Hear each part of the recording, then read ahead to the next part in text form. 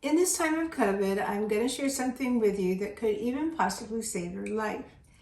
What I have here around me is how to make fermented vegetables. And I started off with certain ingredients, obviously. I've got cabbage, carrots, garlic, and ginger. So you use about 3 large heads of green cabbage. I'm going to be using 6 carrots, nice big fat carrots, maybe 5 or 6 cloves of garlic. This is an exact science. And about 3 or so inches of ginger. It really depends on how much you love ginger, because ginger is a great digestive aid. And the fermented vegetables that we're making are fantastic digestive aids anyway. We're going to start off by just showing you a little bit of my equipment here. I usually use a veggie bullet. It's something that you can buy online. I think that they're about $75. And they make the time go by very quickly. You just basically cut your carrot or your piece of cabbage small enough to fit through the tube. It gets shredded in the blade and then comes into the bowl, drops down into the bowl right here. Now, so I've actually over here already done that, so you didn't have to wait and watch me do that process. It probably did it in not even 10 minutes maybe. Now, here we are. I've got it all in here so that in this big container, just because it's easy to mix it all together. And then the other thing that I did was took my blender. This is a Blendtec. You probably also have a Vitamix, but a nice strong blender basically. And into it I put water, about 3/4 of the way up water, and then I put in 3 apples, a couple of tablespoons of sea salt from my friend Selena Naturally. She's got the Celtic sea salt, but I like to use Makai, M-A-K-A-I, Makai sea salt, because it's a little bit higher in potassium than it is sodium, and it's a super clean salt from down below the ocean near Hawaii. And I always put in a package of our Body Ecology Culture Starter. Basically what's in this package is a bacteria called Plantarum. Plantarum is one of the most important bacteria in the human gut. And you gotta have them. They're called keystone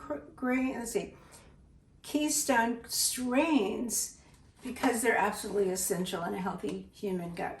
And so the vegetables over here, they are loaded with bacteria. The cabbage, the carrot, the ginger, garlic, all of those vegetables that I shredded up and put in here have a huge amount of bacteria on them, beneficial bacteria. And of course you can't see them because we don't have the kind of eyes that can see bacteria, fortunately, but they're there, and there's an enormous diversity of them, and that is really, really key. They happen to, of course, these vegetables grew in, they're organic, mine are organic, but they grew in very rich soil. And in healthy, rich soil are particular minerals called humic and fulvic minerals.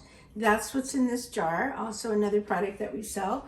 And I always put several dropperfuls into my brine. So this is called a brine. Whenever you mix up the water and the apples are in there to give a sweet, actually some sugar, because the bacteria love the sugar. And by the time these vegetables are ready for us to eat, they will have eaten the sugar. And because they had lots of food, they will have grown in abundance greatly. Same with the humic minerals. They love these minerals, and it helps them grow. More of them grow and also make them all stronger. Just like, we love our minerals, they love their minerals too. So I put in the package of starter.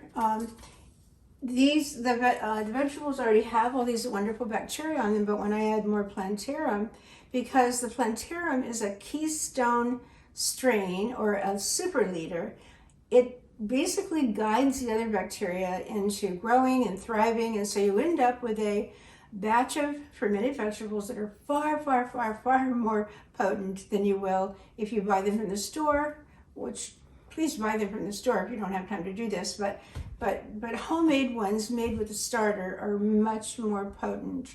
Now, in this time of COVID, we are being told to stay apart from each other and wear masks, but the RNA virus, the coronavirus, is actually so tiny that it can actually penetrate right through our masks.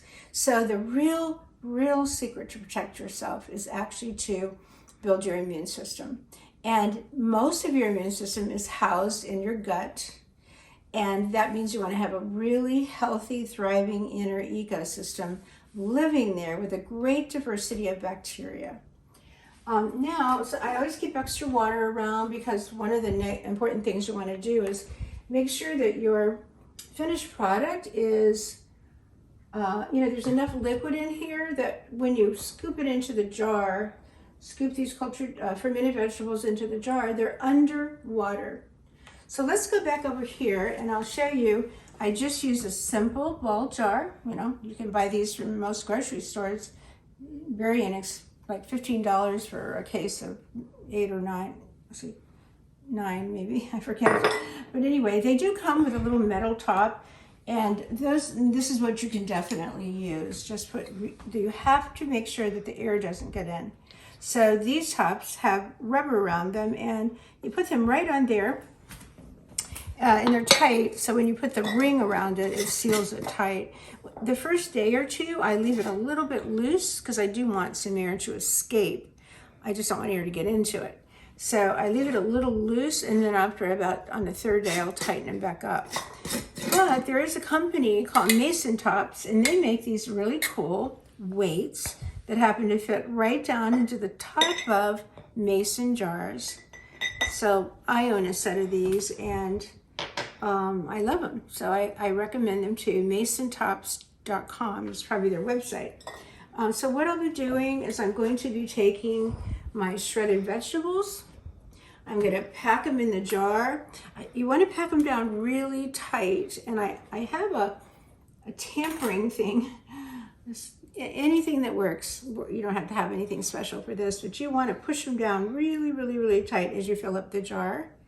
Then, to make it even easier, if you buy one of these at, again, a lot of places, certainly online, but you can go to many hardware stores and they have canning supplies. More and more people are putting up food, kind of concerned about where we're going in the economy and all, so they're buying canned food, they're putting canned food up. These fermented vegetables have always been survival foods for people for thousands and thousands of years, and they're still survival foods. So you can easily find fermenting, accessories for canning and fermenting.